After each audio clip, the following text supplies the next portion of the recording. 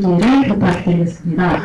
오늘 배신 상임 의원님은 스크린에 안내된 대로 영화 취지, 보건, 내용에 대해서 말씀을 나눌 대면 자리가 마련되어 있습니다. 영화에 대한 질의는 저희 QR로 안내되었듯이 카카오톡 오픈 채팅방으로 받을 예정인데요. 혹시 카카오톡 이용 안 하시는 분들 위해서 나중에 객석으로부터도 질문 받을 예정이니 참고 부탁드리겠습니다. 많은 참여 부탁드리겠고요. 오늘 너무 감사하게도 먼 곳에서 대신에 관객분들 영화로 이렇게 자리해주셨습니다. 영화 시작하기 전에 관객에게 영화 소개를 통해 간단히 무대 인사 해주실 예정입니다. 네, 저희 정현군은 머리통이 깨져갖고 모자를 썼습니다. 양해해 주십시오. 내가 가장 내가 만들면서 내 칭찬을 소문은 없지만은 54편을 감독한 중에서 드라마 한 5편의 대표작 중에 꼽으라면 꼽을 수 있는 영화입니다. 이 영화는 이제 간단한 얘기가 신성일과 엄앵란을 진짜 사랑을 불태우도록 만들어준 영화의 그 장면이 여기 나옵니다. 그대로.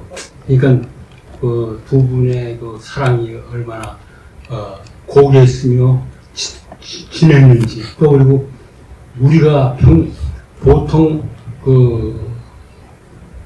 겪어보지 못한 그런 강렬한 그리고 뜨겁고 또 아름다운 사랑을 이들은 했었구나.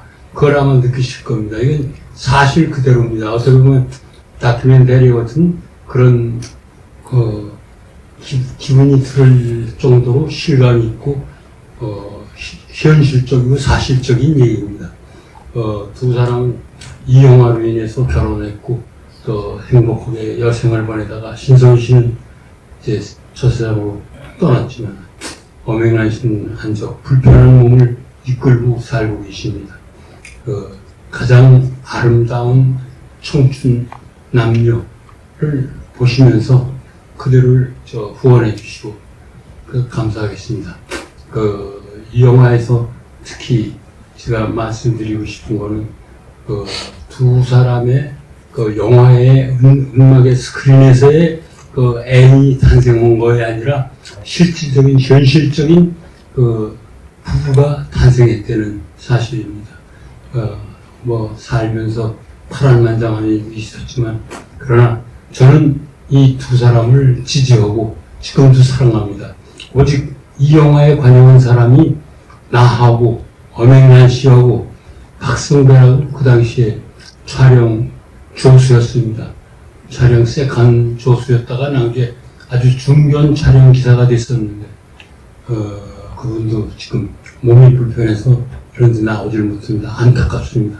가장 여기서 미리 말씀드리고 싶은 건 이게 비록 흑백 영화지만 이 영화를 만드는데 가장 공을 많이 세운 분은 고혜진 선생입니다. 고혜진 선생님은 조명을 담당하셨습니다. 빛에 대한 철학과 빛에 대한 사실과 빛에 대한 멋을 가장 잘 구현한 영화 중에 하나가 이겁니다. 비록 흑백 영화지만 여러분께서 조명의 영화에 미치는 영향력, 무언가 조명이라는 것이 과연 얼굴만 요즘 영화들처럼 비춰주고 얼굴만 밝혀주고 그러는 것인가? 그렇지 않으면 영화 전체의 소위 클라이막스를 만드는데 가장 중요한 분야가 빛의 미학, 뭔가 그걸 아마 발견하게 되죠. 요즘 영화에서 도저히 느끼지 못하는 아마 감정을 느끼실 텐데 그것이 사실 어느 정도 복원이 됐는지 저도 한적 모르겠습니다. 복원이 잘 됐으면 그 영화에 대한 영향력을 아마 90% 정도 좌지우지하는 그런 역할을 했을 겁니다. 만약에 복원이 제대로 안 됐으면 빛에 대한 아무런 멋도 색깔도 아마 찾아내지 못할 겁니다. 벌써 63년 전에 이 영화를 만들었습니다. 사람들만 하면 한갑이 지났으니까 전혀 세대적인 차이가 많은 영화. 여기 계신 분들 중에서 대부분 뭐 저와 비슷한 나이, 나이가 88인데 아마 저와 비슷한 분도 계실 거고, 저와 활동 한참 할 때 같이 영화 평론계에 종사하셨던 노만 선생이 오늘 오셨습니다. 노만 선생 반갑습니다. 박수 한번 드리겠습니다.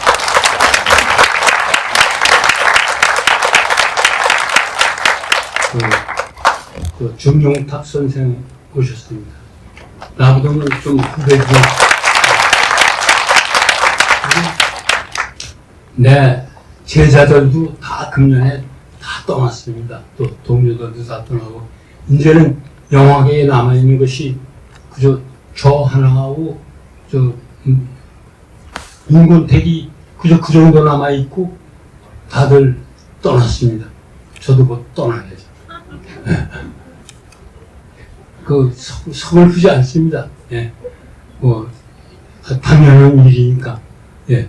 영화 보시고 나서 사실 여러분과 대화를 해야지 되겠는데, 어떻게 순서가 그렇지 않고, 사전에 영화 보시지 않은 분들한테 이렇다 저렇다 얘기하기 좀 쑥스럽습니다. 감사합니다. 예.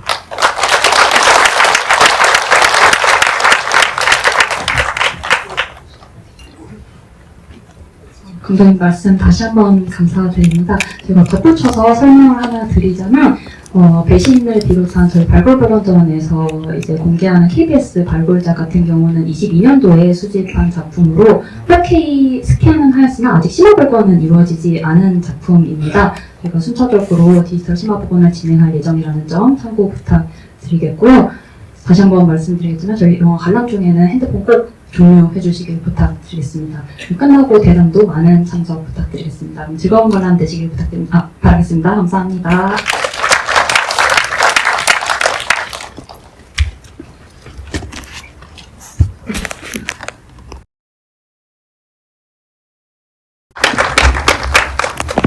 네, 안녕하세요. 영상자료 수집팀 김승경이라고 합니다.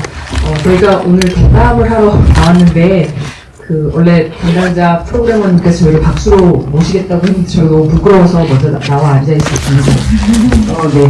오늘 잃어버린 줄 알았던 정진우 감독님의 배신이라고 하는 영화를 61년 만에 상영을 하게 되었습니다. 그래서 이렇게 첫 상영에 참석해주신 관객 여러분께 너무 감사드립니다. 그리고 정진우 감독님이야 원로 영화인 분들 많이 참석해 주셔서 영화 보고 이제 자리를 이제 피해 주셨고요. 우리끼리 좀 편안하게 얘기하라고 이렇게 피해 주셨고, 그래서 오늘은 배신뿐만 아니라 저희가 KBS에서 발굴한 영화들을 중심으로 이야기를 좀 진행해 보려고 합니다. 그래서 오늘의 자리는 아카이브 이야기, 수집 복원 토크라고 하는 주제로 이야기를 진행하려고 하고요. 그래서 수집을 담당한 저와, 그리고 디지털을 담당하신 디지털 복원팀의 남영권 선생님, 그리고 발굴작들의 수집 연구를 진행하셨던 성공회대학교 동아시아연구소의 오영수 교수님, 이렇게 셋이 저희가 이야기를 나눠보려고 합니다. 2022년에 저희가 KBS 수원센터를 방문해서 88편의 한국 영화들을 필름으로 보존되어 있는 것들을 확인했고, 그리고 저희가 가져와서 디지털화를 진행했습니다. 그래서 그 얘기를 진행하려고 하는데요. 먼저 두 분 선생님 인사 먼저 하고 진행하도록 하겠습니다. 네, 안녕하세요. 저는 한국영상자료 디지털 복원팀에서 색 재현 공정 담당하고 있는 컬러리스트 남영관이라고 합니다. 안녕하세요. 동아시아연구소에서 영화 공부하고 있는 오영숙이라고 합니다. 반갑습니다.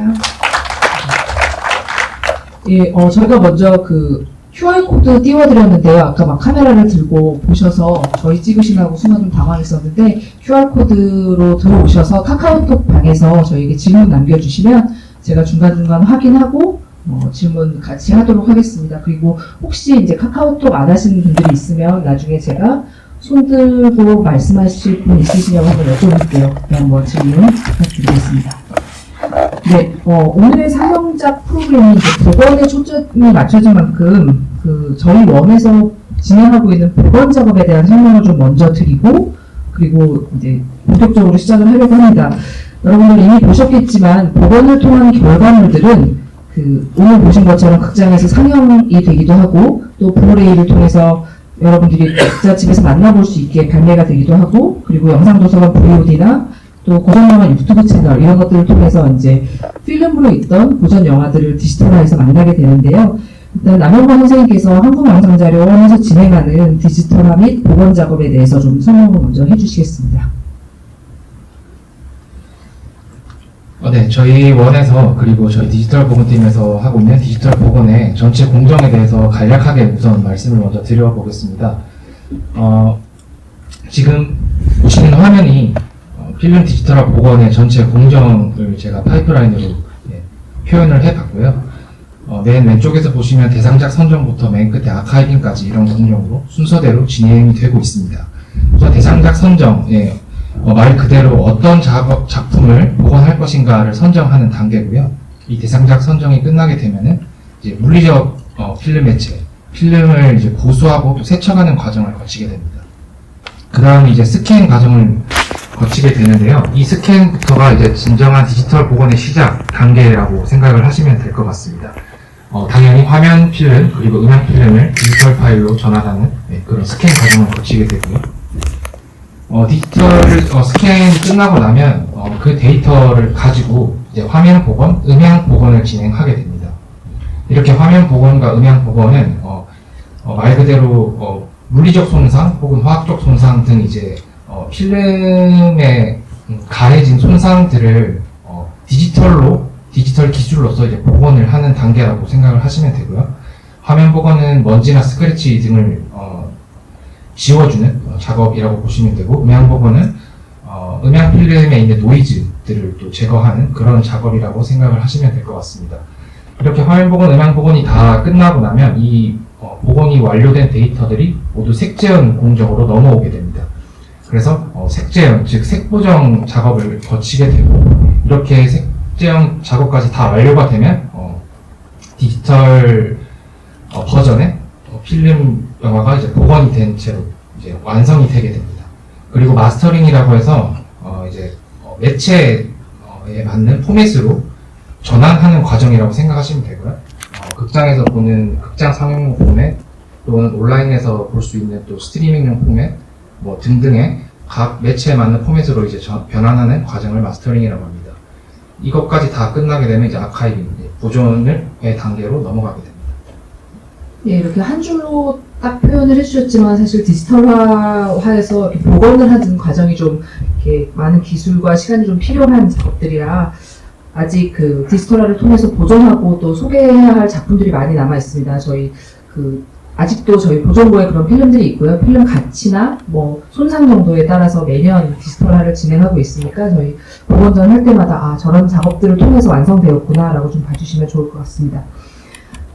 그런 의미에서 이제 2022년에 이제 KBS 수원센터에서 발굴한 한국 영화 필름들이 좀 의미가 있을 것 같습니다.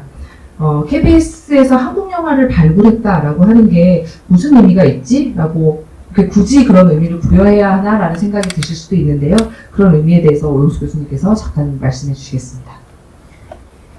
네, 이 필름이 총 88편이 발굴이 됐는데요. 이 88편이 발견된 건 이제 방송국에 있는 보존고, 그 창고와 같은 것인데요. 창고에서 나온 작품이 자료원에는 없는 작품이 16편이고요.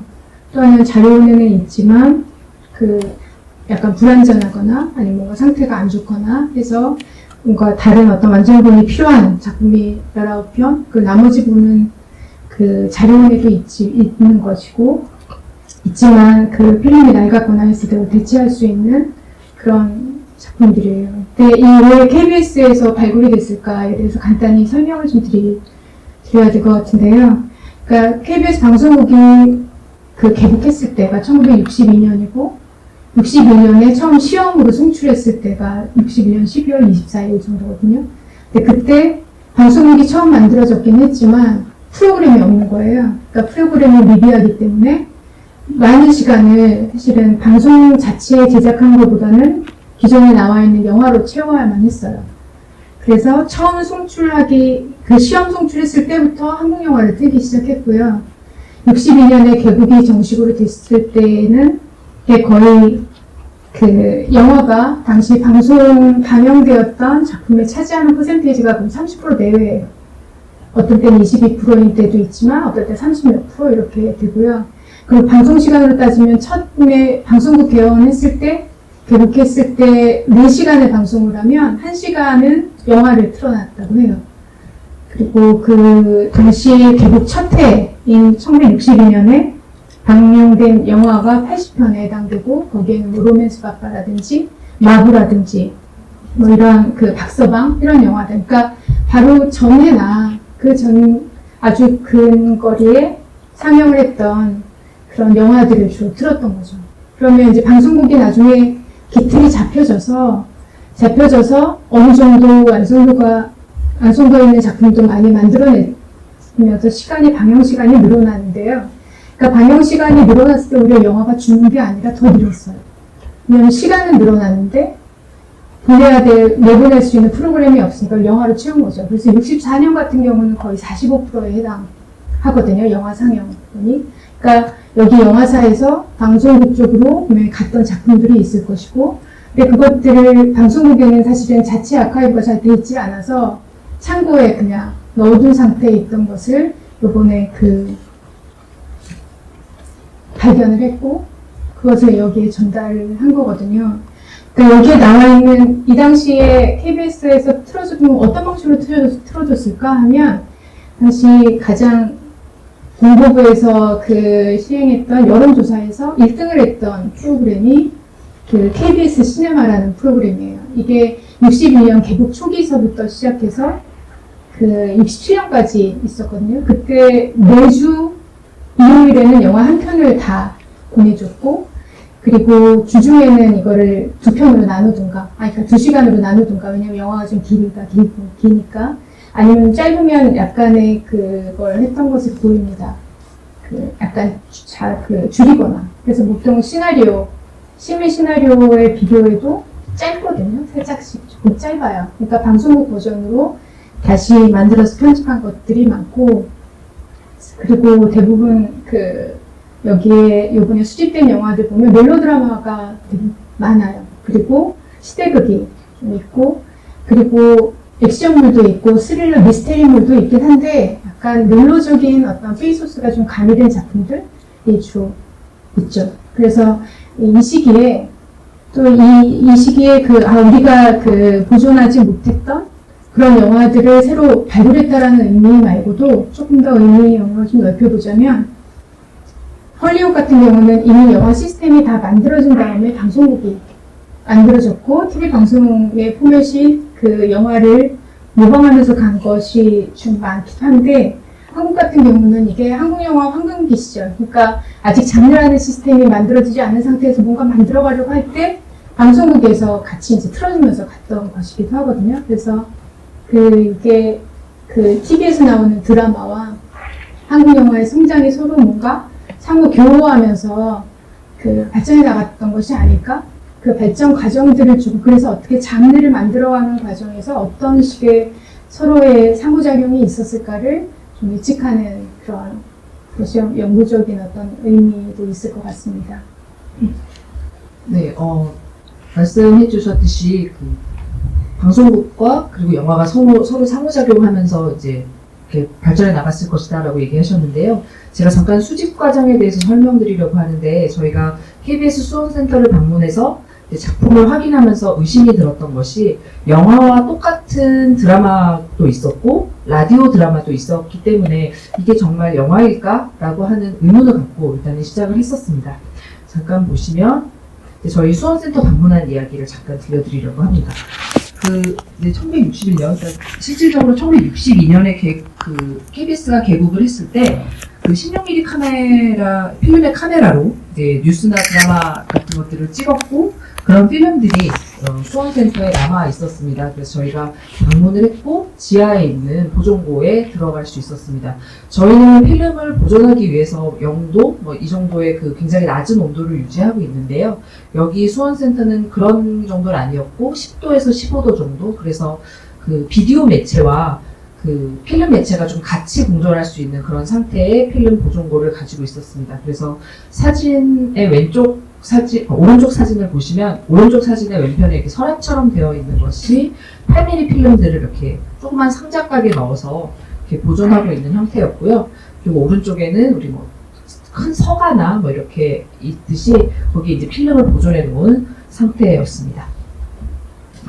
예, 그리고 이런 서가들을 좀 보면 이제 필름들이 캔에 막 쌓여 있는 상태도 있었고요. 저희가 이런 캔의 상태는 그 오래된 영화사나 뭐 이런 곳들을 아니면 뭐 필름을 갖고 있었던 현상소나 이런 곳을 가면 발견할 수 있는 그런 형태로 보관되어 있는 필름, 그리고 가운데는 저희가 아까 말씀드렸던 8mm 필름, 그러니까 주로 뉴스 영화나 다큐멘터리 같은 것들을 찍기 위해 찍어놨던 그런 필름들이었던 것 같고, 그런 필름들을 확인하기 위해서 저희가 룻배나 그 형광등에 지금 필름을 비춰보면서 조금 그 부력들을 좀 확인을 했습니다.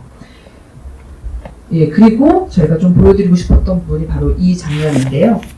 종이박스 안에 16mm 필름들이 들어있는 굉장히 많은 레일들을 발견을 했고, 그리고 여기서 무엇일까라고 열심히 들여다봤어요. 그래서 그런데 이게 사인펜으로 종이박스에 써놨다 보니까 무슨 글씨인지 못 알아보겠는 좀 그런 상황이었고, 그래서 들여다봤는데 일단 오른쪽에 있는 걸 보면 키네토스코프 방식으로 기록된 KBS 드라마 풍문이라고 제가 해놨는데요. 키네토스코프 방식은 이제 한마디로 화면을 영화 카메라로 한 번 더 찍어서 남겨놓는 그런 형태라고 보시면 되겠습니다. 그래서 당시에는 방송국 테이프를 사용했기 때문에 그 테이프는 이제 그 자기장 그걸 해서 이렇게 지워서 다시 사용을 했잖아요. 그래서 우리가 여로나 뭐 이런 아시나 이런 드라마를 기억하면 모두가 다 똑같은 장면만 기억할 수밖에 없는 게 첫 회나 마지막 회밖에 남아있지 않아서 약간 그런데요. 이렇게 풍문처럼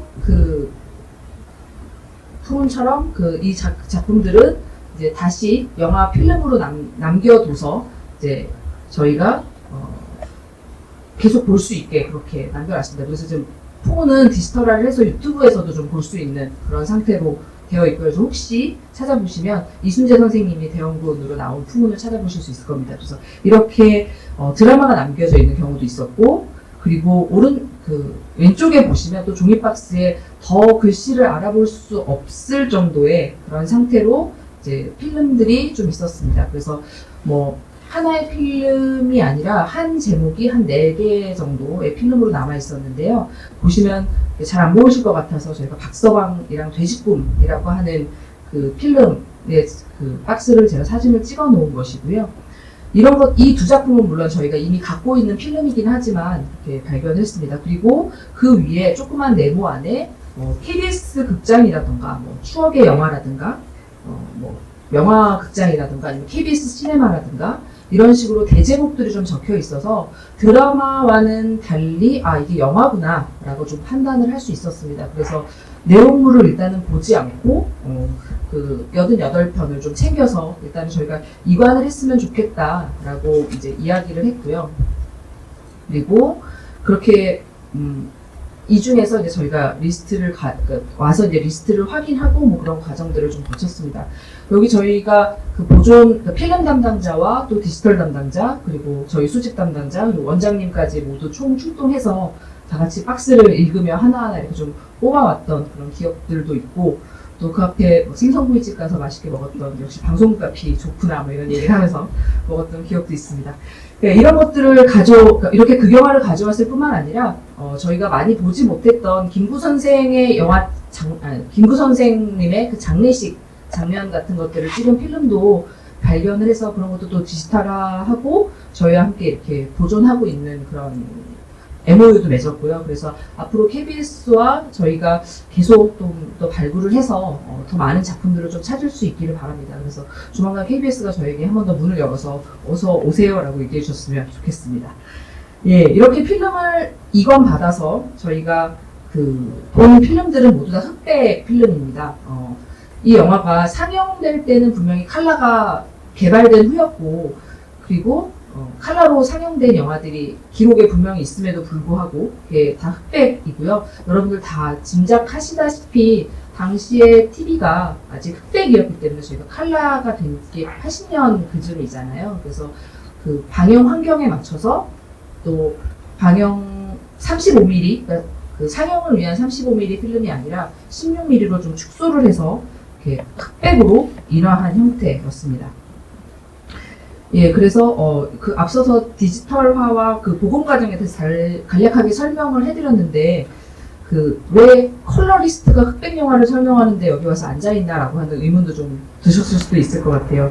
그 특별히 그렇지만 흑백 필름도 똑같이 이 색이라고 하는 개념에 대해서 아마 이렇게 적용해서 이렇게 복원을 하는 걸로 알고 있는데 저는 잘 모르지만 그 부분에 대해서 좀 그 KBS의 흑백 필름 복원 과정에 대해서 조금 설명을 먼저 좀 드리도록 하겠습니다.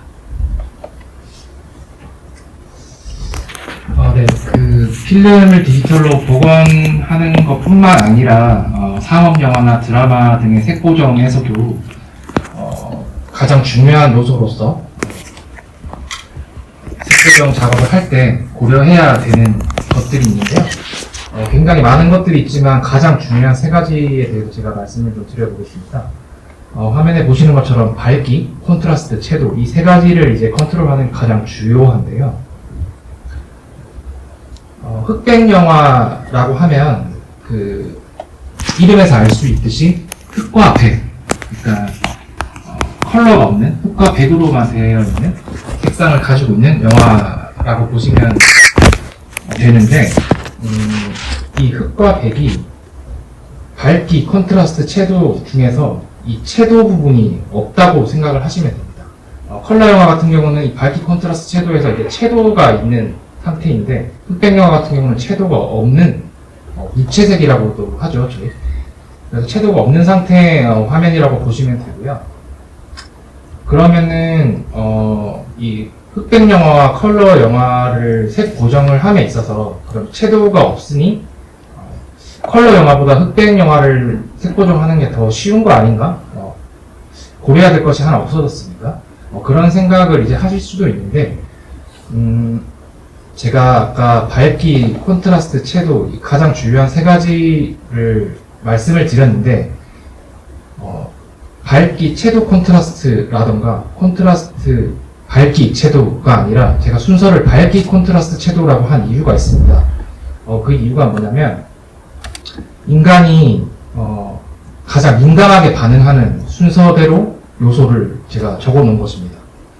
밝기의 변화, 그리고 콘트라스트의 변화에 인간이 가장 민감하게 반응을 하고 그 변화에 가장 먼저 알 수 있는 요소들이 밝기와 콘트라스트고요. 그 다음이 채도입니다. 그렇기 때문에 흑백 영화 같은 경우는 밝기와 콘트라스트에 집중을 해서 컨트롤을 하면서 색 보정을 해야 되기 때문에 조금만 밝기가 밸런스가 안 맞거나 콘트라스트가 조금만 틀어져도 이 변화를 보는 사람이 바로 감지를 할 수가 있습니다. 그래서 흑백 영화가 컬러 영화보다 보정하기가 용이하다, 쉽다라는 거는 그 색을 보정하는 컬러리스트의 입장에서는 조금 다른 이야기고 다른 의미라고 생각이 들고요. 그래서 흑백 영화 색 보정이 또 쉽지만은 않고 그렇다고 또 마냥 어렵지만은 않은데 이 밝기, 콘트라스트, 채도를 많이 고려하고 또 집중해서 작업을 해야 하기 때문에 흑백 영화도 생각보다 많은 것들을 생각을 하고 작업을 해야 된다는 것을 좀 말씀을 드리고 싶습니다. 이번에 KBS 수집 작품들의 특징들이 또 여러 가지가 있었는데요. 수집된 대부분의 작품들이 이제 16mm 흑백 프린트 필름이었습니다. 제작 당시에는 35mm 컬러였던 것으로 이제 알고 있고, 그리고 저희 디지털 보건팀에서 현재 21편 올해 작업 중에 18편이 지금 흑백 프린트로만 존재를 하고 있습니다. 확인을 해보니 손상 정도가 굉장히 심했고요. 필름의 손상 정도가 심하다 보니 그것을 디지털 데이터로 전환을 했을 때 갖고 있는 색 정보가 거의 없었습니다. 지금 보시는 장면처럼 이렇게 손상이 많이 가 있죠. 물리적 손상도 많이 가 있었고, 지금 옷 같은 경우에는 디테일이 거의 많이 없는 상태입니다. 옷의 구김이라던가 음영이라던가 이런 것도 이런 부분들이 지금 많이 없는 상태의 화면을 보실 수가 있고요. 이 장면 같은 경우도 대부분의 색 정보가 많이 없어져 있는 상태라서 아까 제가 말씀드린 콘트라스트, 대비가 많이 없어져 있는, 그래서 이렇게 하얗게 날라있다고 저희가 표현을 하기도 하는데요. 이렇게 날라있는 부분을 아무리 밝기와 컨트라스트를 조정을 해도 이 부분에 대한 디테일이 잘 살아나지 않는 정보가 없기 때문이죠. 그런 좀 이슈들이 대부분인 작품들이 되었습니다.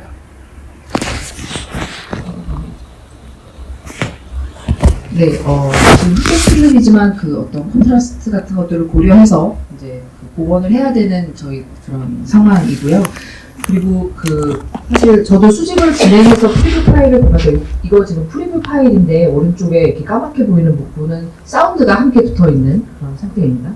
이제 스캔본드를 보면서 이제 TV에서 고작 몇 번 상영되었을, 한두 번 정도 상영되었을 필름인데 왜 이렇게 손상이 심할까, 이런 생각이 들었습니다. 그리고 오늘 보셨던 배신은 다른 작품들에 비해서 상대적으로 좀 깨끗한, 그래도 그런 것들을 갖고 있는데요. 특히 이제 저희가 그래도 연명건 선생님 같은 분들이 좀 고생하셔서 좀 좋은 상태로 복원되기를 바랍니다. 이거에 대한 질문이 하나 들어와서 연결되는 질문이 하나 들어와서 먼저 좀 드리려고 하는데요. 그러니까 예전에는 기술적인 한계로 이제 국내에서 발굴된 역사 유물들이 이제 복원이라는 이름으로, 그러니까 영화 분야 말고 좀 훼손된 경우들이 분명 있었었잖아요. 근데 영화 분야에 좀 국한해서 대답을 해주시면 좋을 것 같은 게, 요즘에 이제 발전된 기술 말고 이전에 좀 안타까웠던 실패 사례나 아쉬웠던 사례 이런 것들이 있으면 하나쯤 소개해 주시고 넘어가시면 좋을 것 같습니다. 저희 복원팀에서? 네네, 복원팀에서. 아... 아니면 이런 것들을 조금 더 했으면 좋았을 걸? 라고 했던 그런 게 있는지. 사실 특정 작품이 딱 생각이 난다기보다도 저희 디지털 복원팀에서 복원을 하기 위해서 이제 매년 선정되는 작품들이 저희는 최선을 다해서 복원 작업을 진행을 하고 있지만 모든 작품들이 다 아쉽고 조금 더 잘 할 수 있었을 텐데 네. 조금 더 잘 복원이 되었으면 좋았을 텐데 라는 아쉬움을 늘 가지고 있습니다. 그렇지만 저희는 이제 어쨌든 최선을 다해서 복원 작업을 하고 있고, 근데 저희가 이렇게 매번 아쉬움이 남고 하는 이유 중에 하나가 필름이라는 물리적 매체의 특성상 온도, 습도 같은 것에 굉장히 민감한데요. 그러다 보니까 손상이 많이 된 채로 저희 쪽으로 이관이 되어지는 필름들도 많고, 옛날에 어떤 복사의 과정을 거치고 또 어떤 인화 현상의 과정을 거쳤는지 알 수 없는 상태의 필름들이 굉장히 저희 쪽으로 많이 들어와 있고 그렇게 보존이 되고 있습니다. 근데 그런 작품들이 복원을 함에 있어서 굉장히 많은 한계점으로 저희한테 다가오는데요. 그 원본 불변이라는 말이 있듯이 잘 보존된 상태의 필름이 복원을 했을 때도 더 많은 정보를 살려내서 복원을 할 수가 있거든요. 그런데 손상이 많이 된 채로 있는 필름들은 아무리 지금 현재 나와 있는 저희가 갖고 있는 디지털 복원 기술을 적용을 해도 그게 잘 복원이 되지가 않습니다. 그래서 그런 아쉬움이 늘 남아있고, 그런 것들을 이 차후에 차세대 기술이라고 하죠.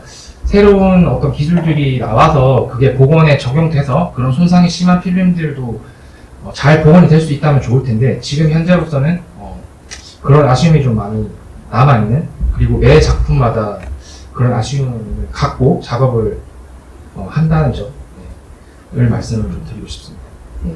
조금 덧붙이자면 요즘에 고전 영화뿐만 아니라 많은 90년대에 찍었던 영화들도 많이 디지털화를 진행을 하면서 이거를 원래 필름 룩으로 구현할 것인가, 아니면 지금 현재 관객들의 어떤 시각에 발전된 정도의 정말 4K 같은 그런 이른바 쨍한 화면으로 구현할 것인가, 이런 논란들은 계속 학계나 그런 보건계나 업계에서도 계속 있는 상황이거든요. 그래서 이게 뭐 정답은 없겠지만 뭐 각자의 역할을 정말 치열하게 토론하면서 계속 발전해 나가야 하는 그런 분야인 것 같습니다. 예, 그러면 이제 배신 이야기로 조금 넘어가 보려고 하는데요. 오늘 상영한 배신에 대해서 조금 오영수 교수님께서 좀 소개를 먼저 하고 이야기를 진행해 보도록 하겠습니다. 네, 영화는 잘 보셨나요? 감독님이 나가셔서 좀 편히 이야기할 수 있을 것 같아요. 걱정했는데. 네, 정진우 감독님은, 이게 정진우 감독님의 두 번째 장편 영화인데요. 많은 직함을 좀 갖고 계신 것 같아요. 근데, 직함 중에 이제 지금 저는, 이분이 63년에 외아들로 입봉하셨고, 그리고 이 영화도 사실 63년에 촬영이 됐거든요. 개봉은 1월에, 64년 1월이지만 사실 63년에 찍은 것이었는데, 그 당시 감독님 나이가 24살이었어요. 대학생. 그리고 영화에 들어온 것도, 중앙대 재학 중이셨는데, 최무령 배우님이 중앙대에 있었고, 같은 연극부여서 들어왔다고 하시더라고요. 근데 굉장히 젊은 감독이고, 당시 감독님을 수식하는 말들을 보면, 뭐 이런 것들, 국산 영화의 습속을 깬 감독이다. 아니면, 압도할 듯한 박력의 영화. 이렇게 얘기하거든요. 그러니까, 압도, 박력, 이거는 여러분이 실감하셨을 것 같아요. 이 영화가 보여주는, 그리고 이제 흥행도 대부분 많이 성공을 하셨어요. 외아들도 흥행에 성공했고, 사실 이 영화는, 배신은 당시 거의 이 당시 홍보 문구들을 보면 경이로울 지경의 흥행 성적이다. 이렇게 이야기를 하거든요. 처음에 영화를 찍었을 때는 국도극장에서 보통 한국 영화 하면 국도극장이나 국제극장 이런 데 상영을 했는데 거기서 거부를 했다고 해요. 영화가 너무 이상하다. 톱으로 막 나무 자르고 이상하고 이게 어디 모르는 영화 같은데 이게 너무 낯설고 이상하다 해서 국도극장에서 결국 틀기를 거부하면서 좌석수가 굉장히 적은, 그러니까 국도극장이나 국제극장에 비한다면 아주 적은 아카데미 극장에서 틀었거든요. 그리고 아카데미 극장은 주로 외국 영화를 많이 틀었기 때문에 주어지는 기한이 아주 짧았다고 해요. 그것도 아주 어렵게 제안해서. 그래서 한 달 정도만 상영을 할 수 있다라고 했는데 첫날부터 전회가 매진이 됐어요. 그래서 1회서부터 5회까지로 보통 짜여져 있었는데 그게 다 매진이 돼서 나중에 6회로 늘렸고요. 나중에 홍보를 처음에는 이렇게까지 생각을 안 했다가 이게 첫 개봉일부터 이렇게 전에 매진이다라고 해서 나중에 며칠째 되면 계속 며칠째 몇만이 들었다. 지금 7일째인데 몇만이 들었다. 그리고 나중에 이런 거야. 이 경이로운 그걸 수식하는 말들이 굉장히 신문에서 굉장히 재미나게 이야기가 되고 있는데 초경위 입장인원 공개 그래서 첫날 며칠 몇 명이 들었고 둘째 날 몇 명이 들었고 했을 정도의 기록을 아예 포스터에 넣을 정도로 당신 놀라웠던 것 같아요. 그리고 한국 영화인들이 미처 예상하지 못할 정도의 갑자기 흥행이 터졌고 그래서 사실 이게 서울 개봉관에서 10만이다라고 얘기가 됐지만 이게 다른 극장에서 개봉했다면 훨씬 더 많은 수의 사람이 들었을 거라는 거죠. 이렇게 된 이유 중에 이 앞에서 말씀드렸던 압도할 듯한 박력의 영화, 이거는 시각적으로 감독님께서 굉장히 자부심을 가지고 구술에 따르면, 감독님과 대화를 나눠본 적은 없지만, 정진우 감독님이 구술을 했을 때 나는 시내 포엠을 하려고 했다. 그러니까 영화에서 이야기를 그냥 쭉쭉 말로 뜯는 게 아니라 난 이미지로 보여주고 싶어 했다. 그러니까 그 당시에 감독님이 생각했던 이상적인 이미지의 영화는 시내 포엠이었던 것 같아요. 영화의 영상에 그것이 시적인, 그러니까 사문적으로 쭉 나열하는 것이 아니라 시적인 이미지를 보여주는 거. 그게 그래서 국도극장의 관계자들이 보고 질색했던 처음에 너무 놀라워서 당황했던 그 장면이 토목 현장에서 톱으로 큰 톱에 의해서 나무가 반으로 잘라지는 장면이 나오잖아요. 이게 몬타주로 연결이 되어 있는데 그것들에 굉장히 심혈을 기울이고 자부심이 굉장히 있으시고 그리고 정진우 감독의 이후작도 계속 이렇게 영상이라고 하는 것들이 가지고 있는 미학을 좀 극단으로 좀 넣으려고 하셨던 것 같아요. 그래서 이런 그 영상주의 영화, 탐미적인 영상도 있고, 또 하나는 이 영화가 아마 제가 한국 영화를 공부하지만 한국 영화 중에서 사랑 이야기로 따지면 그 격렬함, 격정적, 열정적으로 따지면 최고인 것 같아요. 그러니까 이 여기에서의 영화라고 하는 건 굉장히 비일상적이죠. 일상하고 거의 관계가 없잖아요. 사랑에 정말 목숨 거는 사람들이죠. 그래서 그 여기서 보면 사랑을 수식하는 말들이 너무나 많잖아요. 뭐 하늘처럼 끝없는 사랑, 태양처럼 빛나는 사랑, 뭐 별 같은 사랑, 뭐 이렇게 얘기되는 거. 그러니까 그 사랑담이 가지고 있는 뭐 모든 멜로드라마가 다 사랑담이긴 하지만 사랑담이 굉장히 비일상적일 정도고 뭔가 현실을 초월할 정도의 힘을 가진 것 같고 그 안에 열정이나 이런 것들을 강하게 밀어붙인 영화로는 거의 정점에 달하는 것 같거든요. 이렇게 만들어지게 된 것이 사실 이 시나리오를 쓰셨던 분은 김광윤 작가예요. 김광윤 작가는 상록수 이런 것들로 당시 아세아 영화제에서 각본상 받았었거든요. 점잖은 시나리오를 쓰신 분이에요. 근데 김광윤 그 선생님이 시나리오를 줘서 이 24살의 젊은 감독이 딱 잡고 있을 때 이 시나리오를 마구 고치셨다고 하더라고요.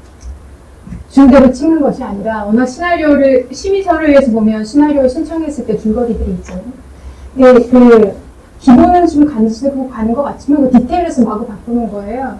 아마 놀라셨을 거예요. 영화에서 첫 만남에서 바로 감독이 안 계신 편에 강간을 해버리는 성폭행을 해버리는 이런 장면에서 시작을 하잖아요. 둘의 사랑이 시작되는 거. 그것도 놀라운데 이거는 시나리오에 없던 거라고 합니다.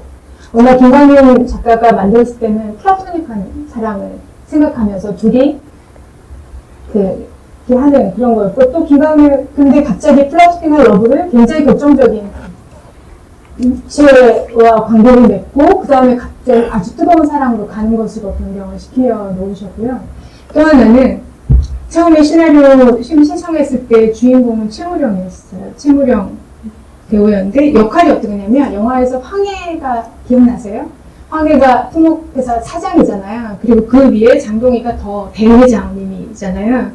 토목회사 사장님으로 설정이 돼 있어요. 워낙 주인공이 토목회사 사장이고 이거 어느 정도는 약간의 점잖음을 가지고 있는 조직에 들어있는 조직을 어쨌든 끌어가는 사람으로 설정되어 있는데 이거를 감독이 일부러 바꿔버린 거예요.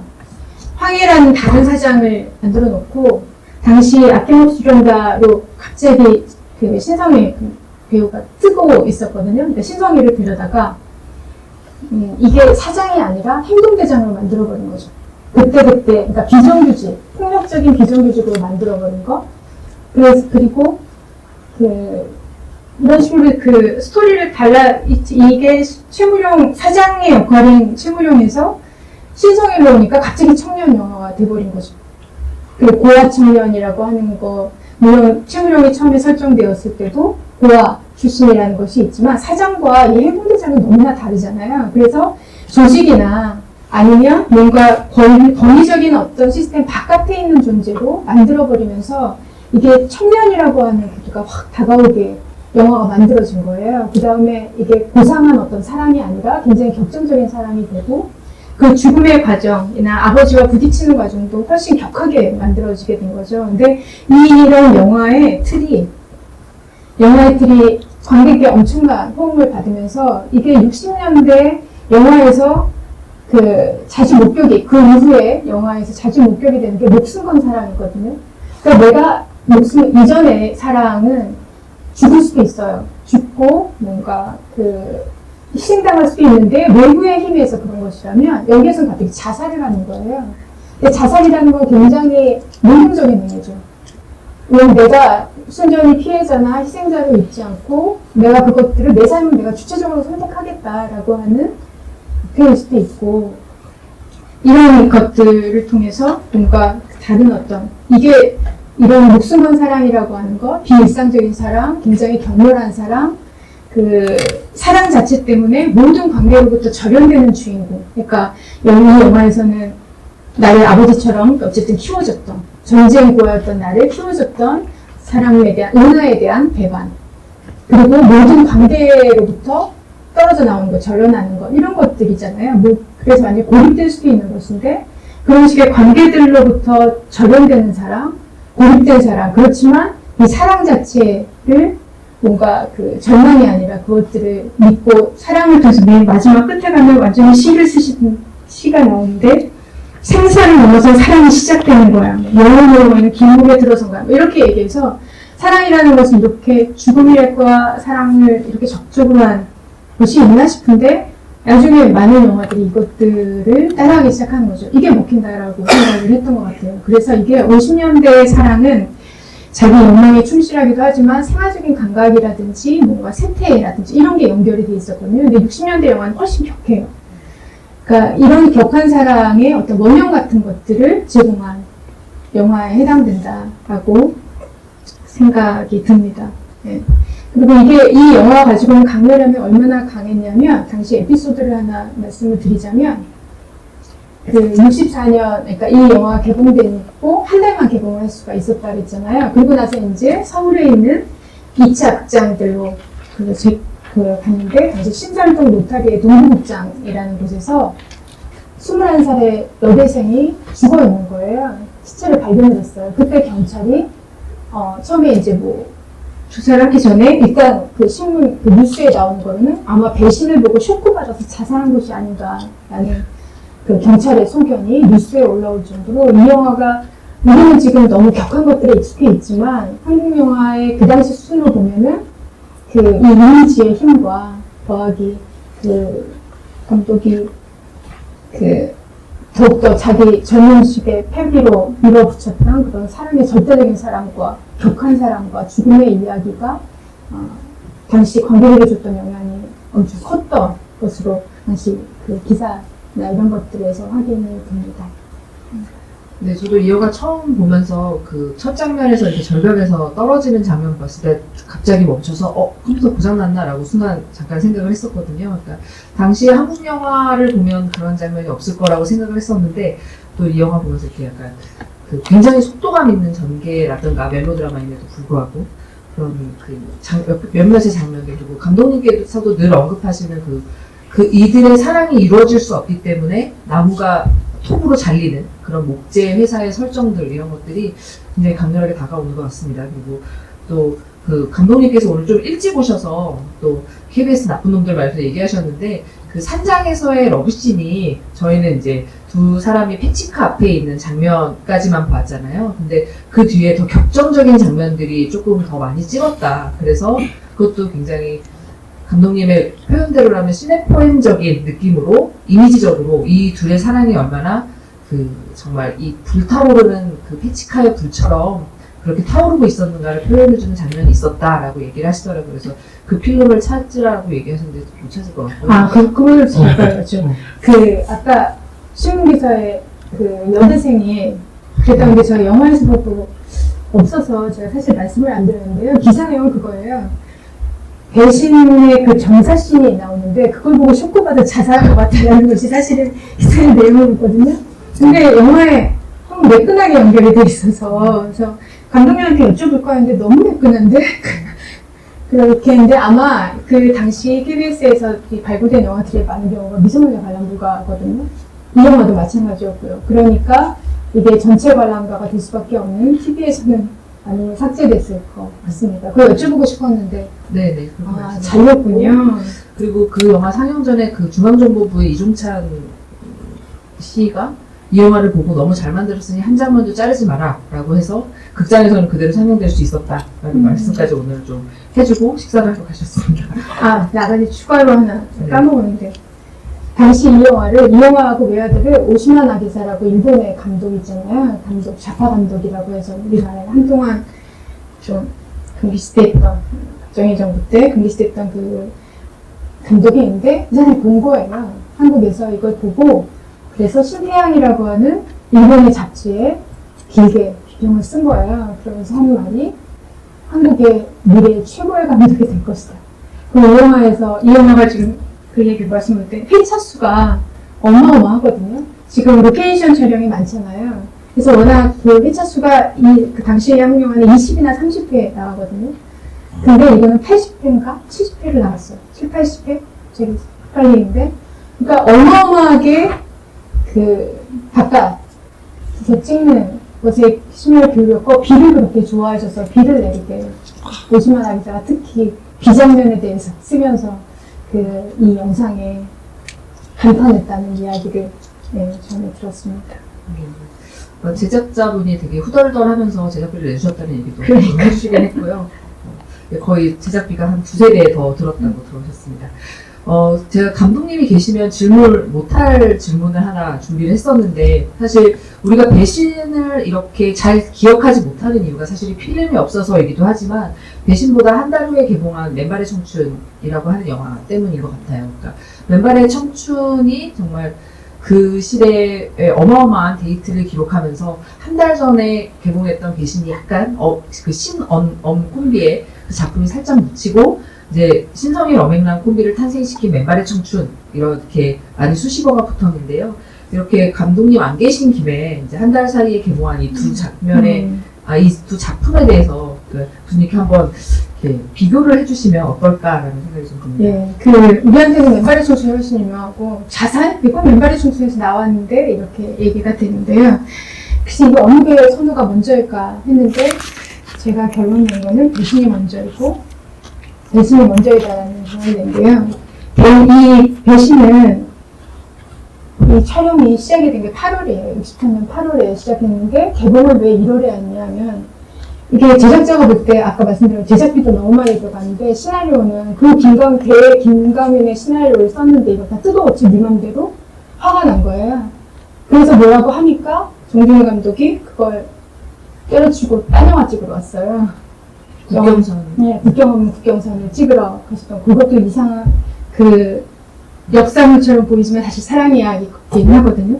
그걸 찍으러 간 거예요. 그래서 공백이 생겨요, 몇 달 동안. 그래서 늦어졌지만 이 영화가 완성이 됐다고 상영 신청을 심의 검열기관에 냈을 때가 1월이거든요. 그리고 바로 상영을 했어요. 그런데 맨발의 청춘 같은 경우는 이게 제작 신고를 냈던 거는 그 이후예요. 언제냐면 개봉 이후. 개봉 때쯤이에요. 그리고 맨발의 청춘에서 처음에 냈을 때, 맨발의 청춘에 냈을 때 처음에 배우는 신성일 엄앵란이 아니었어요. 정계현과 또 다른 이름 없는 배우였거든요. 근데 갑자기 언제냐면 이 영화가 개봉되고 좀 있을 때 배우 변경 신청을 냈고요. 그 다음에 제목조차도 바꿨어요. 제목을 당시에 촌스러운 제목이었는데 생각해. 죽음의 어쩌지. 갑자기 생각이 안 나네. 죽음의 무슨 사랑 이런 것이었거든요. 되게 당시 이제 한국 영화에서 주로 예상되는 그런 식의 죽어도 보고 싶어. 이런 제목이었는데, 제목도 맨발의 청춘으로 바꾸겠다. 그리고 이 배우도 신성일과 엄앵란으로 바꾸자고 해서 냈고요. 그래서 이 영화의 제작으로 따지면 이미 좀 더 걸렸을 텐데 빠르게 배신이 개봉하고 나서 이 영화에 신청이 들어갔고 개작 그 다음에 배우를 교체하자는 것이 들어갔고 아주 빠르게 찍어서 더 예상보다 더 중간에 교체됐음에도 불구하고 예상보다 빨리 개봉을 하거든요. 그러면서 개봉했을 때 내건 것이 그거예요. 신성일 엄앵란 콤비 작품이에요. 콤비의 수뇌담이에요. 그러니까 이미 신성일 엄앵란의 콤비가 된 거는 물론 청순고시라는 곳에서 짝으로 나오긴 하지만 그때는 그런 콤비라는 용어를 쓰지 않았어요. 그런데 이 정준호 감독의 이 영화를 통해서 이 둘이 콤비로 인식되기 시작을 했고, 그리고 이 영화에서 나오는 청년의 이미지가 훨씬 더 강화된 것이 아닌가라고 생각을 할 수가 있는 거죠. 영향관계를 따지면 배신이 어마어마한 성공을 거두면서 빠르게 영화사에서 반응을 하고 대응을 하면서 바꿨던 게 아닌가. 그 역할을 같이. 그리고 아카데미 극장이 처음에 배신에 주어졌던 기간은 한 달이었잖아요. 한 달밖에 못한다였지만 여기서는 그것이 훨씬 더 늘어날 수 있었고 그래서 더 강렬하게 보는 것이 아닌가. 여기는 남아있는 필름이 맨발의 청춘이기 때문에 맨발의 청춘이 이들의 대표적인 것이고, 저도 처음에 글 썼을 때는 이들의 사랑과 자살과 이런 것들에 대한 이야기를 했었는데 그 원형이 배신에 있다는 건 심의서류나 이런 것들의 날짜 확인, 기사 확인 뭐 이런 것들을 통해 좀 확인할 수 있었다 생각이 들고요. 물론 맨발의 춤추는 이거 일본에 있는 지역성의 순정 그대로 가져온 거긴 하죠. 근데 아마도 이 영화의 시도들이 영화판에서 소문이 굉장히 빨리 났을 것이고, 그 다음에 지금 대세가 뭔가 바뀌고 있고, 그 다음에 이 영화가 이 신성일 엄앵란이 같이 결합이 돼 쓰는 거는 이게 이전에는 뭐 이런 것들이죠. 신영균하고 최은희가 콤비로 이슈가 됐던 거였거든요. 김지미와 최무룡이 짝이 되고, 근데 그게 아니라 뭔가 이게 젊은 감독이 젊은 관객이 젊어지고 있다라고 하는 의식이 신성일 엄앵란으로부터 있었고, 그 다음에 이 영화들을 모방하는 부분적인 변형이나 모방하는 영화들이 굉장히 많아진 것이 아닌가. 그래서 맨발의 청춘의 성공 이후에 청춘영화 붐이 일었다라고 하는 것이 어느 정도 상식처럼 영화계에서 있는데 약간 수정이 필요하다라는 걸 이번에 보면서 알게 됐습니다. 네. 관객분께서 알려주셨는데, 원래 원제는 죽어도 보고 싶어. 였다라고 이렇게 올려주셨고요. 또 어떤 분은 이 영화 보면서 달콤한 인생이 생각났다고 얘기하시는 분들도 계셨는데, 그런 것과 좀 연결시켜서 질문 하나만 드리고 좀 넘어가면, 이제, 요즘 한국 영화들보다 굉장히 이 시대 영화에 총기 사용이 많은 것 같다라고 의견을 주시면서, 배신 영화 속의 대사처럼 한국전쟁 이후에 민간에 스며들었다는 그런 설정인지 이런 어떤 총기 같은 것들이 혹은 사회상과는 무관하게 당시 미국이나 일본에서 유행하던 해외 장르 영화에 좀 영향을 받아서 우리나라 영화 속에서도 총기가 많이 등장했던 건지 교수님 의견 어떠신지 한번 질문이 있었습니다. 이 총은 사실은 이게 총기를 잘 사용하지 않아요. 한국 이전. 근데 무슨 이렇게 첩보 영화라든지 스파이물에서는 사용하지만 여기서는 사냥총인 거죠. 네. 근데 뒷부분에서는 사냥총. 그죠. 사냥총이 아닐까 싶은 거예요. 감독님한테 당시에 그게 사냥총이 어느 정도의 허용이 됐고 이런 거는 좀 여쭤봐야 되겠지만 사실 총기가 뭔가 장르에 컨벤셔널이었다? 이렇게 얘기하기는 쉽지는 않은 것 같아요. 당시에 광공 영화나 이런 데서 좀 많이 쓰였던 것 같아요. 그래서 총을 쏘고 싶어서 이제 스파이물을 많이 만든 거죠. 물론 007 제임스 본드의 인기가 폭발적이어서 그렇게 간 면도 있지만 그래도 여기서 그냥 사냥이라고 하는 맥락을 넣었던 것이 아닐까 싶기도 합니다. 아마 부유함의 상징 중에 하나로 쓰이지 않았을까라고 싶은데요.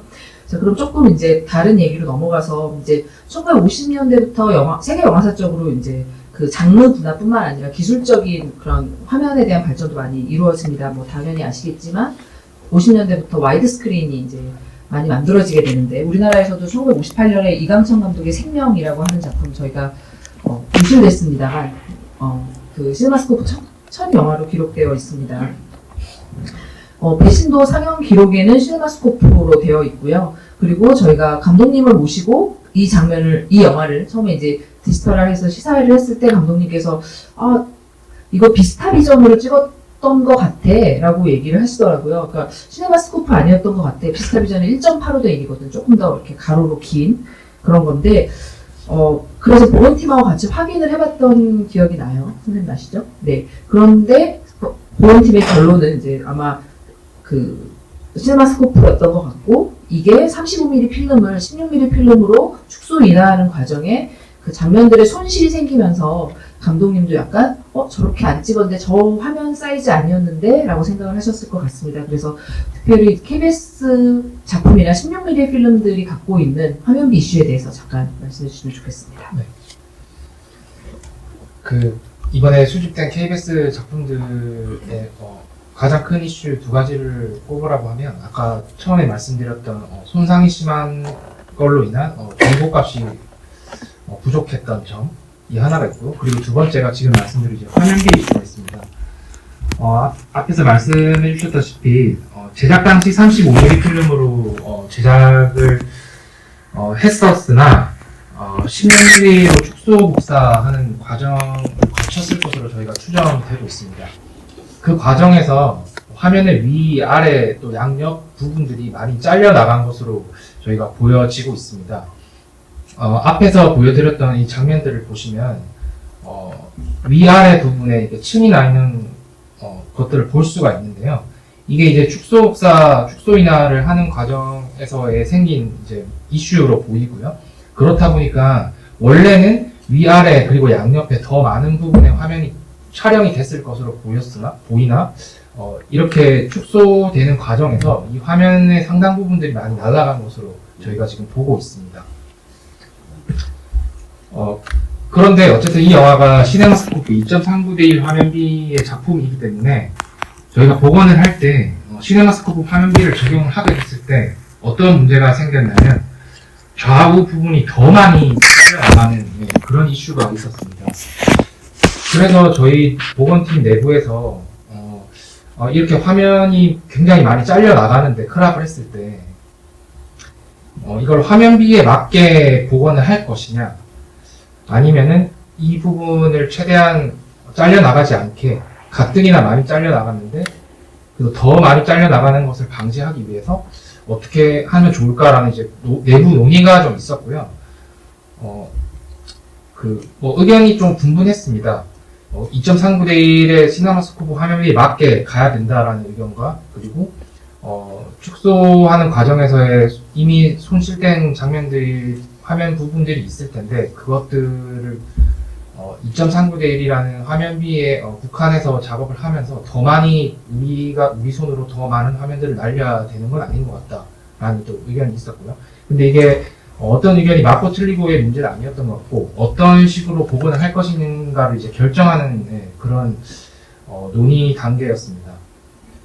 그래서 그러면 그냥 2.39대 1의 기존에 맞는 시네마스코프 화면비에 맞게 우리가 복원을 해서 적용을 했을 때 어떻게 되나를 이제 여러 테스트를 거쳤는데 화면이 많이 사라지는 부분도 있었지만 오프닝 자막의 경우에 이제 잘려나가는 문제가 또 발생을 하게 됐습니다. 지금 보시면은 저희가 수필된 필름을 2.39대 시네마스코프 화면비에 맞게 복원해서 크랍을 했을 때 이렇게 지금 양옆에 보면 오프닝 크레딧이 지금 잘려있는 부분을 보실 수가 있을 텐데요. 이런 문제가 또 하나 발견이 됐습니다. 그래서 이거는 화면이 잘려나가는 문제와 또 다른 문제다라는 생각이 들었고 그래서 내부에서 논의한 끝에 그럼 2.77대의 화면비로 그림이 안 잘려나가게 다 살리는 방향으로 해보자라는 이제 결정이 나게 되었습니다. 예를 들면 제가 앞서 보여드렸다시피 2.39대 시네마스코프의 화면비를 복원했을 때 이렇게 양옆에 글씨가 잘리는 문제가 있었는데 저희가 2.77대1의 화면비를 적용해서 복원을 했을 때는 화면과 글씨가 잘리지 않는 방향으로 그래서 2.39대 1 시네마스코프의 해상도 안에 2.77대 1 화면 비율로 저희가 적용을 시켜서 복원을 해보자라는 결정을 하게 되었습니다.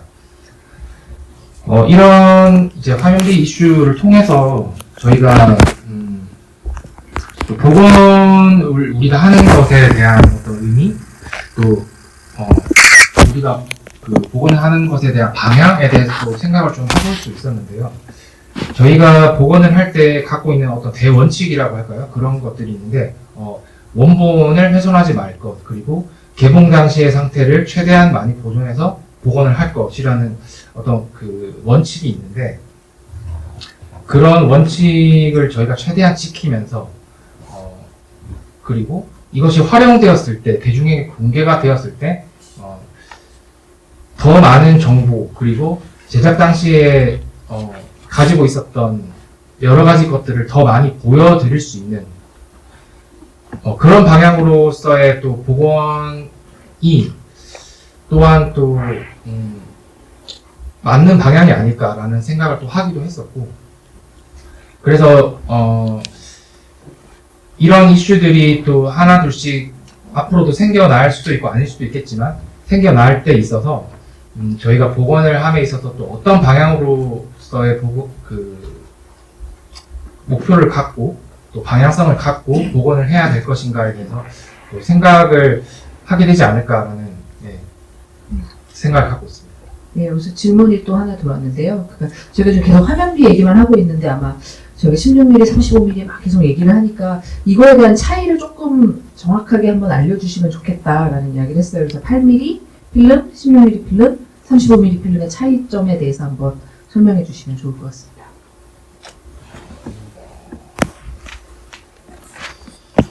그 우선 필름의 종류에 대해서 간단하게 말씀을 드리면, 앞에 말씀하셨다시피 8mm, 그리고 16mm, 슈퍼 16mm, 35mm, 70mm 이렇게 다양한 필름들이 있는데, 대부분의 상업 영화 작품들은 35mm 필름으로 많이 제작이 되었습니다.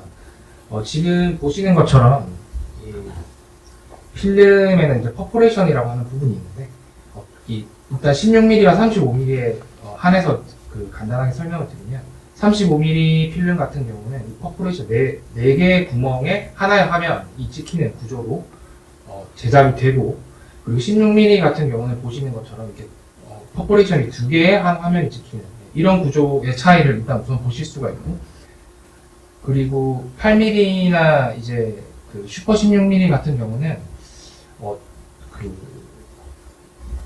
제작이 상업 영화의 경우에는 그렇게 16mm나 8mm를 가지고 많이 제작이 안 된 것으로 제가 알고 있고, 거의 대부분이 35mm 필름으로 제작이 되었다라는 것으로 정도로 알고 있습니다. 네, 아마 새 필름의 가장 큰 차이는 해상도인 것 같습니다. 그래서 그 영화는 큰 극장에서 상영하기 때문에 35mm나 70mm 필름을 통해서 좀 해상도를 높이고, 또 8mm는 또 좀 뉴스 영화나 좀 긴박한 그런 현장에서 많이 사용을 하고, 또 16mm는 좀 이제 80년대가 되면 대학가나 또 학생 작품들에서도 많이 사용하고, 좀 이런 좀 차이들이 있는 것 같습니다.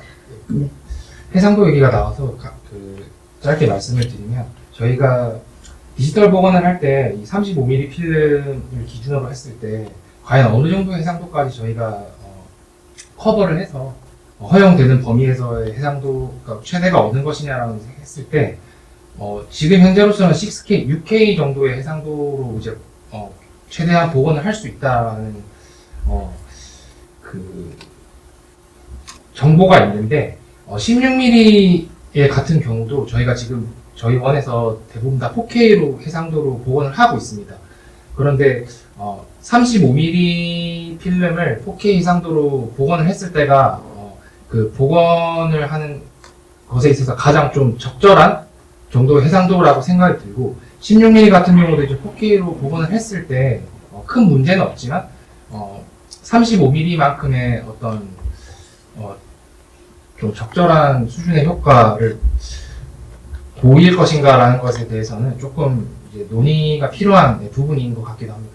네, 그 관객분께서 크로스 체크가 가능한 영자원의 KBS 영자원과 KBS의 중복으로 존재하는 작품이 없었냐라고 물어보시는데요.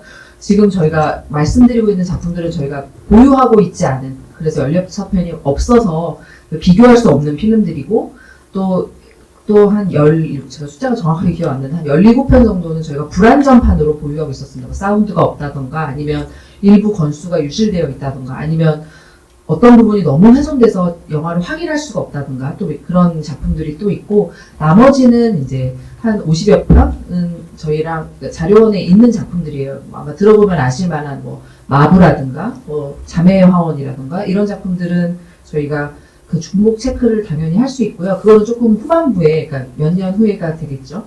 그 영화들도 디지털화를 통해서 상영본과 방영본이 어떤 차이를 갖고 있는지를 조금 연구하면서 좀 진행을 해보려고 계획을 갖고 있습니다.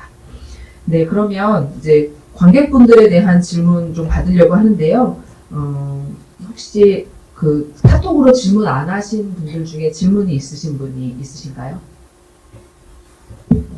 현대 문명을 현대 문명 얘기를 잘 이용하셨나요? 네. 네. 지금 질문이 없으신 것 같아서, 네, 또 주셨던 질문은 아니고 의견 중에 이제 그 영화를 보다 의문이 들었다고 하셨는데, 그러니까 배우들이랑 스태프들은 저희 이제 크레딧에서 이름을 확인할 수가 있는데, 또 다른 주역인 이제 후시노금 성우들이 크레딧에 나오지 않는다. 좀 이런 분들을 좀 기록하거나 찾아야 되지 않을까라고 하는 의견을 주셨습니다. 저희도 사실 알잖아요. 엄앵란 선생님의 목소리가 저 목소리가 아니고, 신성현 선생님은 부산 사투리를 쓰시고 다 알고 있는데 저희도 그래서 성우분들을 많이 찾고 또 성우분들 인터뷰도 해보려고 했는데요. 그 대부분의 그 여성 배우는 이제 고은정 선생님이 하셨고요. 최은희, 김지미, 어맹란 많이 하셨고 아니면 정은숙 선생님이라든가 이런 분들이 많이 하셨고 남자는 또 김창완 이런 배우들이 하셨는데 성우분들이 하셨는데 또 많이 돌아가셨고요.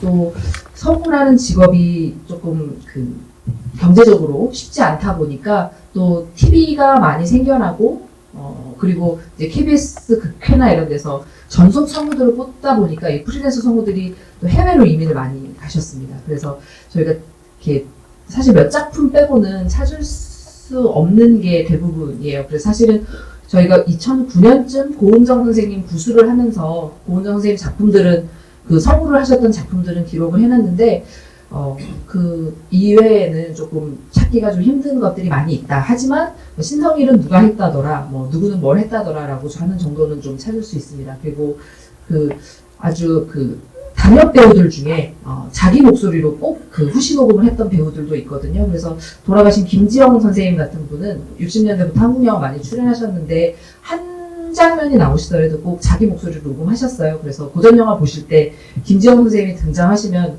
그 궁중 속에서도 꼭 뭔가를 하고 계시거든요. 그 역할에 맞게. 그래서 한번 그분의 목소리도 한번 찾아보시면 좋을 것 같습니다. 그리고 성우는 저희가 계속 좀 찾고 있는 중입니다. 그래서 혹시 관객분들께서도 그 제보해 주실 수 있으면 저분은 저렇게 했던 거를 알고 있다라고 저희한테 좀 남겨주시면 저희가 또 열심히 찾아보도록 하겠습니다. 네, 혹시 또 더 질문이 없으신 것 같습니다. 네. 카톡으로 질문이 많네요.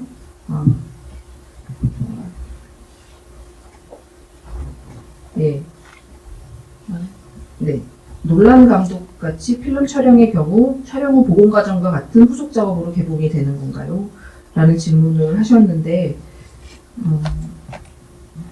무슨 말씀인지 제가 정확하게 이해되진 않는데 저희 유튜브에 이해되셨어요?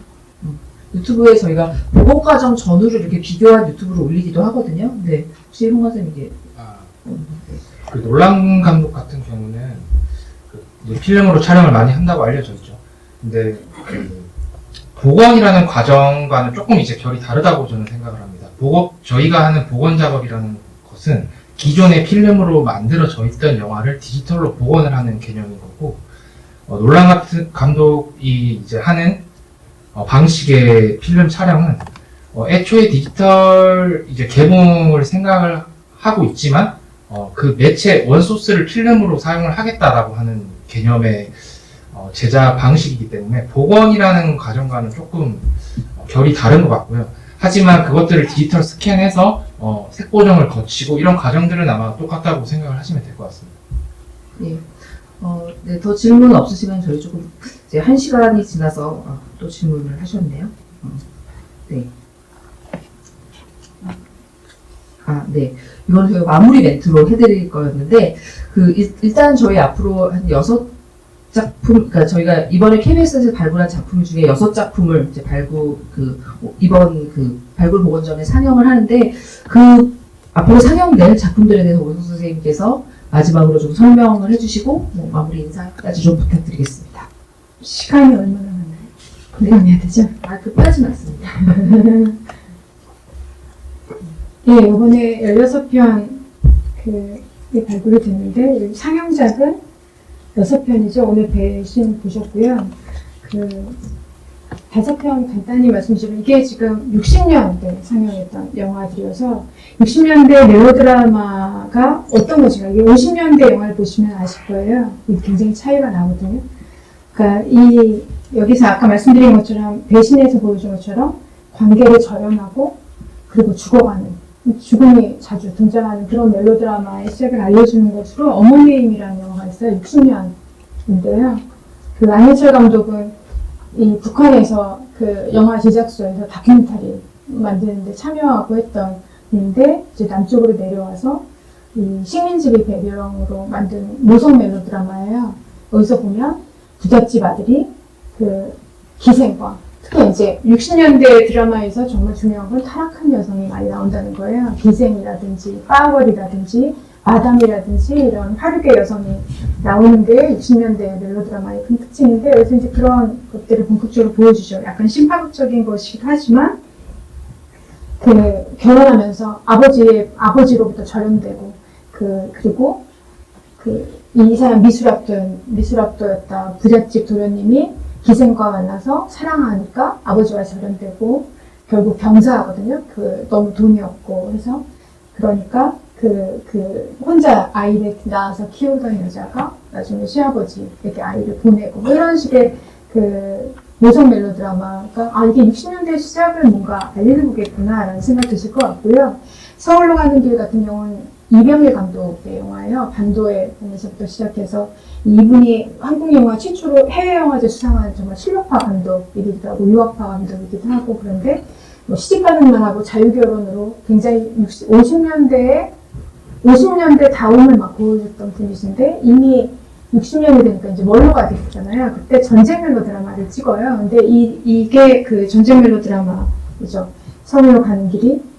여기서 보면 북한 포로 수용소에 갇히게 된 한국 소령이 탈출하는 과정이거든요. 그때 김일성 대학 출신의 여자를 만나서 도망치고 결국 38선을 넘어오기까지의 과정인데, 그 과정에서 어떻게 누구는 죽고 누구는 동료를 구하고 이런 것들이 나오는데, 이 영화는 어떻게 보면 이병헌 감독에 대한 기대가 너무 크기 때문에 사람들은 이병헌 감독이 전쟁에 대해서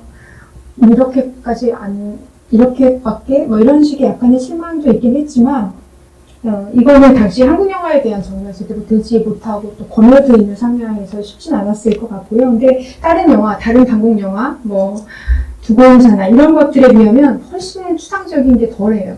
그리고 당시 북한의 주민들이 어떻게 주민들이 태도들이 어떠했는지, 그리고 당시 도망을 치기 위해서 포로수용소에서 평양 비행장에서 38선으로 오기까지의 과정이 인물이나 상황에 좀 접근을 좀 구체적으로 한 영화이고, 이 영화 찍을 때 당시 한국 영화에서 굉장히 드물게 38선 최전방까지 가서 찍거든요. 이 최전방에서 오히려 38선에서 2km 더 들어간 거, 그래서 이 촬영할 때 미군이 와서 전쟁에 터진 아니 무슨 무력 분쟁이 있는 것이 아닌가 생각할 정도로, 그래서 이 당시의 지역 전쟁의 상황으로서는 약간 좀 구체적으로 접근하고 있는 영화고요.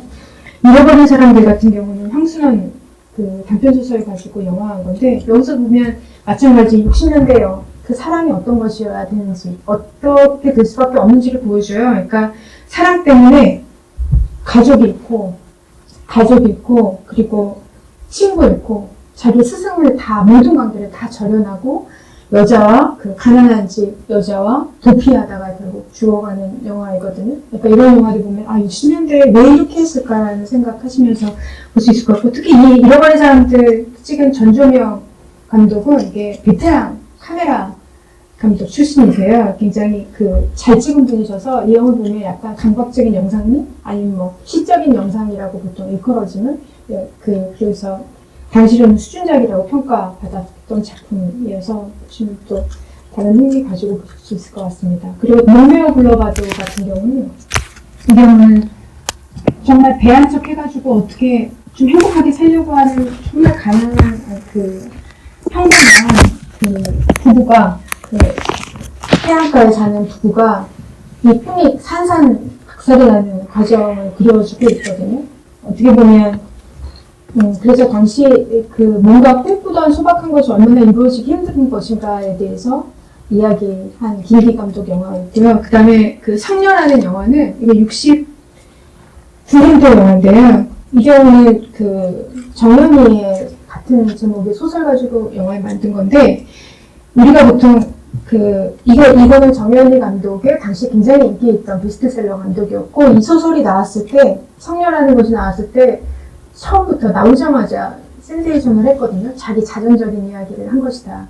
남편과 사이에서 이혼하고 하는 과정들, 이런 것들 담아낸 것이다라고 했는데, 여기서 보면 남성들이 얼마나 바람 피는 남편이나 아니면 나한테 사랑한다고 덤비는 젊은 배우나 남성들이 가지고 있는 어떤 한계들을 얘기하면서 결국은 그 집을 떠나는 이야기거든요. 근데 이런 식의 이야기는 70년대에 나오는 영화에 많이 나오는 70년대 초 야인 같은 영화에서 본격화된다라고 우리는 얘기를 했고 저도 그렇게 쓰곤 했는데 성향은 일찍 나와버린 거죠. 그러니까 약간 서들이 달라질 수 있겠다. 지금 제가 봤던 것보다는 당겨진 거죠. 그러니까 70년대 초반의 어떤 영화들을 예견하는 어떤 작품이고요. 그리고 이번에 상영은 하지 않지만 나중에 언제 보셨으면 하는 게 임권택 감독의 비나리는 선창가라는 액션 멜로 드라마가 있거든요. 그거는 나중에 한번 보셨으면 굉장히 특이합니다. 그래서 언제 그 기회 되시면 나중에 이것도 복원하시겠죠? 네, 그러면 네, 밀렸을까 순서로 이런 생각하면서 조금 짓게 됐습니다. 네. 네, 지금 그 질문 중에 그 복원하는 작품 중에 특별히 교수님께서 흥미롭다 하는 작품 있으면 소개해달라는 게 있었는데 아직 못 보신 비나리는 선창가네요. 그거는 내년을 기약하겠습니다. 내년에 복원 전에 또 와주시면 감사하겠고요.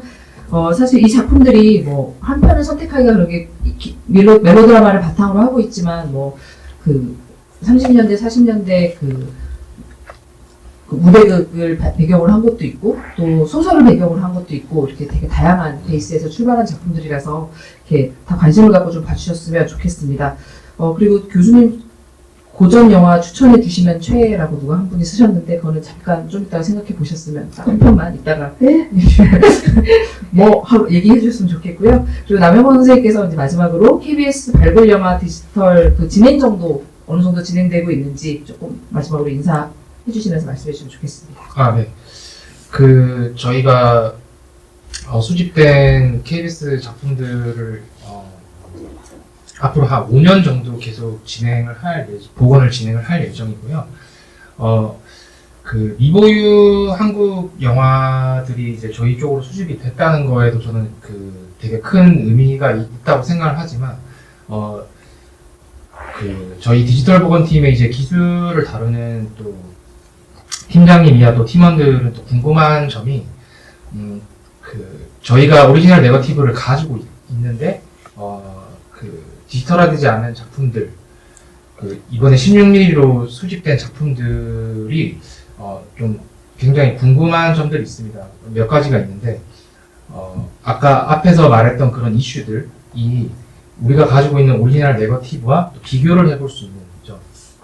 그렇다 보면은 이게 어떤 과정을 거쳐서 이 16mm 흑백이 프린트로 만들어지게 되었을까를 또 역추적해 볼 수 있는 그런 이슈들을 저희가 또 연구를 해볼 수 있는 부분이 있어서 좀 상당히 흥미로운 부분이 있을 것 같고, 보시는 것처럼 뭐 아빠 안녕이나 절망은 없다 같은 작품들이 이제 다음 복원작으로 이제 저희가 기다리고 있는데, 이 작품들 같은 경우 이제 오리지널 네거티브 필름을 저희가 가지고 있고, 이번에 KBS에서 수집된 16mm 그 흑백 필름을 또 비교를 해보면서 어떤 점이 또 이슈가 있었고 어떤 과정을 거쳐서 이렇게 되었는가를 연구해 볼 수 있는 좋은 기회가 될 것 같습니다. 네. 교수님 혹시 최애 영화 뽑으셨나요? 제가 이런 거 들어가면 너무 약해서요. 다른 맥락으로 그런데 저는 이만희 감독을 제일 좋아하는 것 같아요. 그리고 많이 보셨을 테니까 저는 산포가는 길이 좋더만요. 이게 범위와 마지막 작품이기도 한데 한국에서 노동부는 뭐지? 이런 거에 대한 생각을 하게 하면서 어떻게 역사를 공간 안에 새기지? 이런 거에 대한 답을 준 것이기도 하고, 마지막 엔딩 부분에서 그런 검열 때문에, 마지막은 편집하다 돌아가셨기 때문에 뭐 뒤에 조 감독이 직접 하기도 하고 또 나중에 검열 때문에 이 이야기가 마지막이 이상하긴 하지만 좀 엔딩은 한국 영화에서 이 통제와 검열의 역사에서 엔딩에 큰 의미를 두진 않거든요. 정말 중요한 건 중간 부분에 그 빈틈 속에서 터져 나오는 것인데 볼수록 얘기할 거리들이 있네. 그리고 마음이 뭉클해지는 영화죠. 개인적으로 좋아합니다. 한국 영화사 공부하시는 입장에서 다 사랑하셔야 되는데 한 작품만 얘기해 주셨을 때 너무 감사드리고요. 사랑하지. 저희 이제 오늘 마쳐야 될 것 같은데, 저는 이제 이 16편의 미보유 한국 영화를 다 봤습니다. 보면서 되게 재밌었던 지점들이 여러 가지가 있었는데, 상영본보다 방영본이 더 긴 작품도 있었고, 또 그리고 입모양은 분명히 보이는데 살인을 했지라고 하는 데서 살인이라고 하는 대사만 이렇게 뭉개져서 안 들리는 아마 심의 기준을 방송 심의 기준을 맞추느라 그런 것들도 이렇게 보이면서 저희가 이런 차이점들을 조금씩 발표하면서 앞으로 상영을 좀 진행하려고 합니다. 그래서 많은 관심 가져주셨으면 좋겠고요. 저희 발굴보건전은 8월 1일까지 계속 진행됩니다. 그래서 KBS 작품뿐만 아니라 저희가 복원한 다른 한국 영화들 그리고 해외에서 수집한 그런 복원 영화들까지 관심 가져주시면 감사하겠습니다. 늦은 시간까지 함께해 주셔서 감사드립니다. 감사합니다.